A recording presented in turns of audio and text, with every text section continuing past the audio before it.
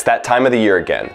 The holidays are upon us, and that means for Amazon sellers, a huge increase in demand and an opportunity to increase our sales big time. Today, I'm going to present a three-part guide on how best to prepare for the holidays as an Amazon seller. First, we're going to talk about getting your inventory prepared. Then we're going to talk about boosting your rankings and getting your listing up to speed. And finally, we're going to talk about tracking performance during the holidays. Inventory preparation. Good inventory preparation starts by trying to project what your sales are going to be. So we want to try to anticipate how much you're going to sell in the fourth quarter during the holidays. The best way to do this is to start with some historical data. So if you sold during the fourth quarter in 2016, you've got some great data to go on. But if you've never sold in the fourth quarter, there are some general parameters or guidelines that you might want to plan for. It's very likely that in November, you could see a 2x increase in sales, and in December, it's not unlikely to see a 5x increase in sales. But again, that depends on which category you're selling in. If you sell in toys and games, then you can expect those SKUs to see serious increases.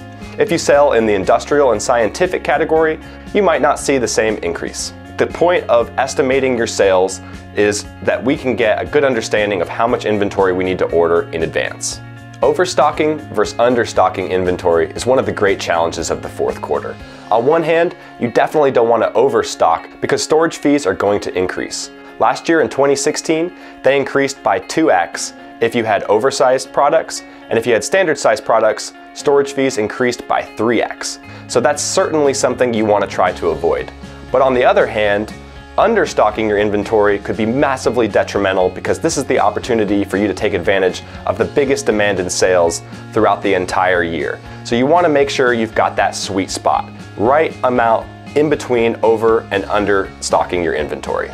Negotiating with suppliers can be something that you use to your advantage. I like to show my suppliers the return rates that I had during the previous fourth quarter so that they can see and understand how high returns do go up for Amazon sellers during the holidays. They can go up by 2x and even 3x, and perhaps that could lead to a negotiated price with your supplier. I also like to include a lead time clause during my fourth quarter orders. It's so critically important that your goods are shipped on time, and this is an extra step that you can use to hold your suppliers accountable.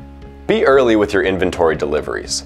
Amazon's receiving can get backed up as much as 3 weeks during the holidays and possibly even shut down for an entire month. So it's recommended that you get your goods into Amazon at least 1 week before Black Friday and before Cyber Monday. Don't forget to plan for the first quarter of 2018 when it comes to inventory. It's likely that you're going to run out during the holidays, as are the rest of Amazon's vendors, and everyone's going to be resupplying in advance of the first quarter of 2018.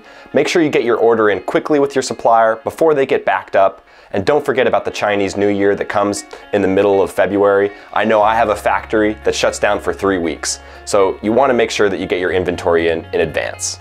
Number 2, power up your listing and your ranking. We want to boost our BSR as best as we can before the mad rush of the holidays. There's 2 great ways to do this. The first would be with an Amazon Lightning deal, and the second would be with a promotional giveaway through a site like JumpSend.